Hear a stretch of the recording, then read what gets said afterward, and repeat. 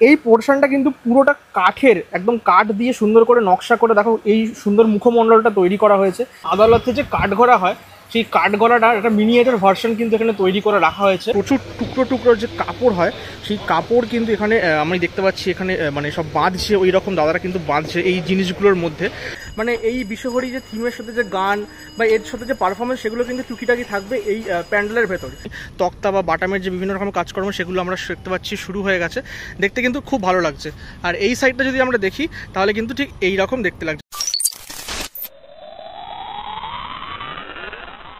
দুর্গাপুজোর বাকি আর হাতে গোনা কয়েকটা দিন, ঠিক তার আগেই তোমাদের জন্য প্রত্যেক দিন নর্থ কলকাতা হোক বা সাউথ কলকাতা হোক বা জেলার পুজো হোক সমস্ত কিছু আপডেট দেওয়ার চেষ্টা করছি আমার ইউটিউব চ্যানেল এবং ফেসবুক পেজের মাধ্যমে।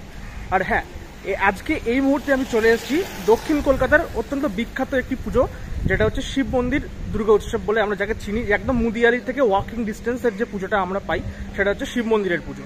আর আজকে কিন্তু 17ই আগস্ট মা মনসার পুজো, তো স্পেশালি সেটাও ছোট্ট করে তোমাদের দেখিয়ে দেবো। মা মনসার পুজো কিন্তু ভেতরেই হচ্ছে প্যান্ডেলের। তবে প্যান্ডেলের প্রস্তুতি পর্ব দেখানোর আগে সবার আগে আজকে তোমাদের দেখাবো শিব মন্দির সার্বজনীনের থিম ইনগ্রেশনটা। থিমটা জেনে নিই, তারপরে প্যান্ডেলে ঢুকে তোমাদেরকে প্রস্তুতি পর্ব দেখাবো। চলো আজকের ভিডিওটা দেখতে থাকো। এই মুহূর্তে শিব মন্দির সার্বজনীন দুর্গোৎসবের যে থিম সেটা কিন্তু রিভিল করতে চলেছেন এখানকার কর্মকর্তারা, তো দেখা যাক।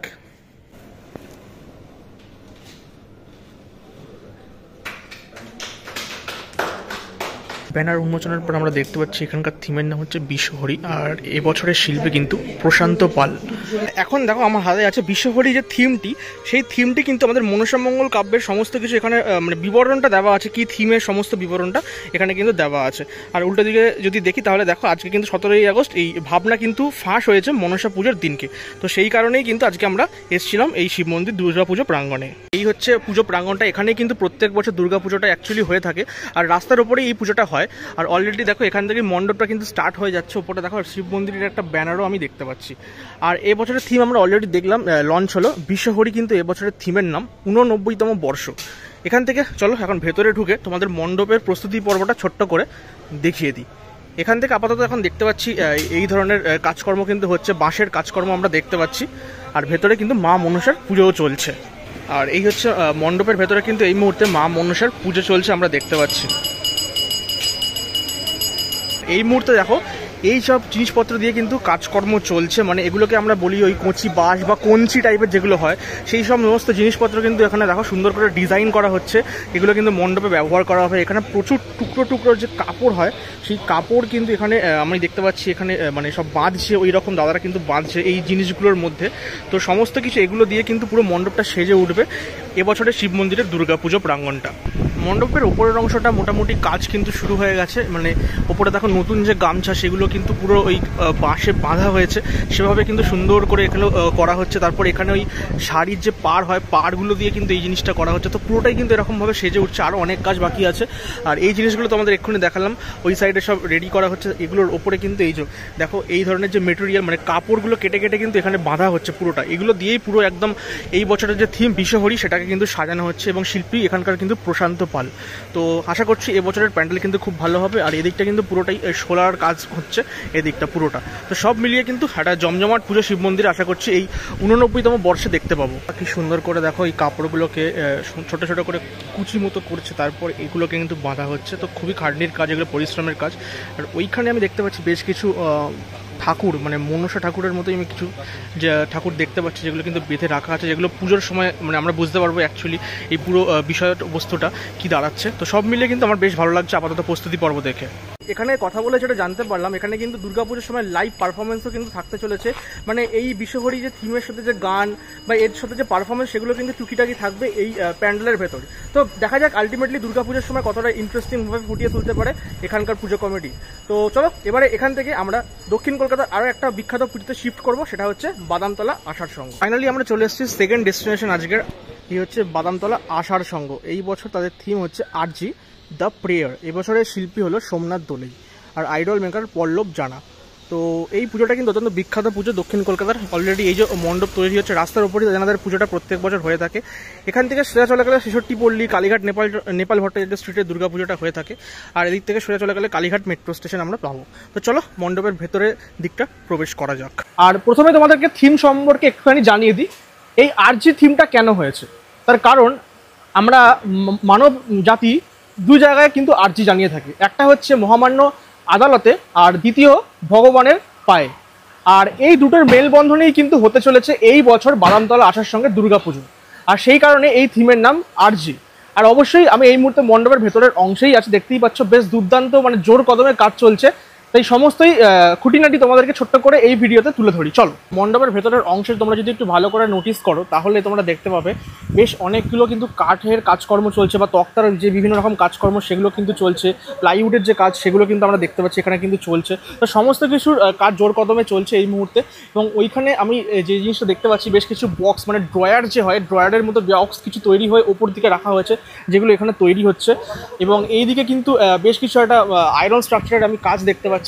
এবং ওইখানে মহামান্য আদালতে আমরা যে জিনিসটা দেখতে পাই, সেই যে কানুনের যে একটা সিম্বল যিনি থাকেন সেই সিম্বলটা আমরা ওখানে মডেল হিসেবে দেখতে পাচ্ছি, যেগুলো কিন্তু মণ্ডপে ব্যবহার করা হবে। মানে বোঝাই যাচ্ছে এই মণ্ডপে কিন্তু থাকতে চলেছে পুরো আদালতের একটা স্ট্রাকচার এবং তার সাথে ভগবানের কাছে যে আরজি জানানোর স্ট্রাকচার, মানে সমস্ত কিছুর কিন্তু মেলবন্ধন হতে চলেছে এই বাদামতলা আসার সঙ্গে। একটা কোনায় আমি দেখতে পাচ্ছি এখানে এই আদালতে যে কাঠগড়া হয় সেই কাঠগড়াটার একটা মিনিয়েচার ভার্সন কিন্তু এখানে তৈরি করে রাখা হয়েছে। এবং অ্যাকচুয়ালি ব্যাপারটা কিন্তু খুব সুন্দর দেখতে লাগছে, কিন্তু এই ছোটো ছোটো জিনিসগুলো করতেও যেমন খাটনি, দেখতেও খুব সুন্দর লাগে। এই ধরনের প্রচুর জিনিসপত্র আমরা এই বছর বাদামতলা আসার সঙ্গে অ্যাকচুয়ালি কিন্তু দেখতে পাবো। আর বাদামতলা আসার সঙ্গে অলরেডি প্রতিমা কিন্তু চলে এসছে মণ্ডপেই। তবে এই মুহূর্তে সম্পূর্ণভাবে তোমাদেরকে প্রতিমাটা দেখাতে পারছি না, তার কারণ এই মুহূর্তে রেস্ট্রিকশন আছে, কারণ রং টং না হলে না ঠিক মাতৃ প্রতিমা দেখে ঠিক মজা আসে না। তো সেই কারণে আমি তোমাদেরকে মায়ের কিছু ক্লোজ শট বলতে পারো বা পায়ের দিকের নিচের অংশটা একটু ছোট্ট করে দেখানোর চেষ্টা করছি। বাট আমি নিজে এখন সামনে দাঁড়িয়ে দেখছি প্রতিমাটা বিউটিফুল, মানে সাউথ কলকাতায় এখনো পর্যন্ত আমার দেখা অন্যতম একটা সেরা প্রতিমা বলতেই পারি এবছর বাদামতলা আসার সঙ্গে হচ্ছে। আচ্ছা, এই হচ্ছে মাতৃ প্রতিমার একদম মানে নিচের অংশটা বলতে পারো, যেখানে অসুর যেখানে সেটিং করা হবে, এখনও সেটিং হয়নি। আর এই পোর্শনটা কিন্তু পুরোটা কাঠের, একদম কাঠ দিয়ে সুন্দর করে নকশা করে দেখো এই সুন্দর মুখমণ্ডলটা তৈরি করা হয়েছে। আর এই নিচের অংশটা আমরা দেখতে পাচ্ছি মায়ের মানে পায়ের দিকটা।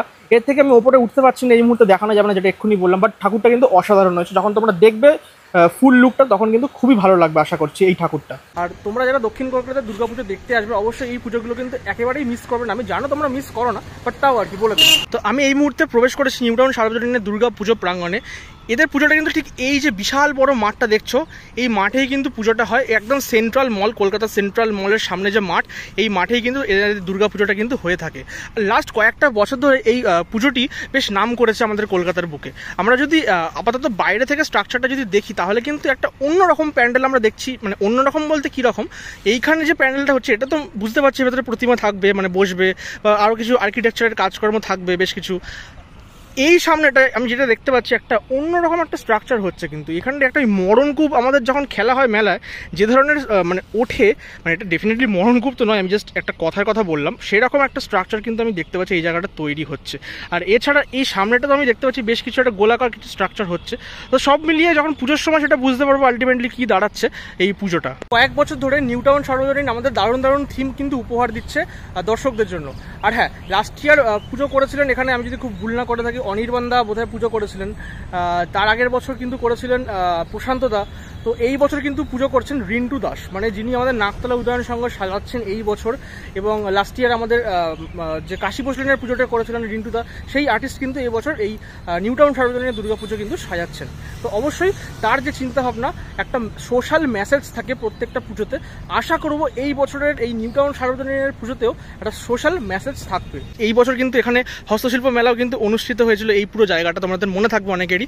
আর এদিক থেকে সোজা চলে গেলে ইকো পার্ক আমরা চলে যাচ্ছি। কাছে এসে আমি যেটা দেখতে পাচ্ছি ভেতরে কিন্তু এই কাজকর্ম কিন্তু শুরু হয়ে গেছে। আমি তক্তা বা বাটামের যে বিভিন্ন রকম কাজকর্ম সেগুলো আমরা দেখতে পাচ্ছি শুরু হয়ে গেছে, দেখতে কিন্তু খুব ভালো লাগছে।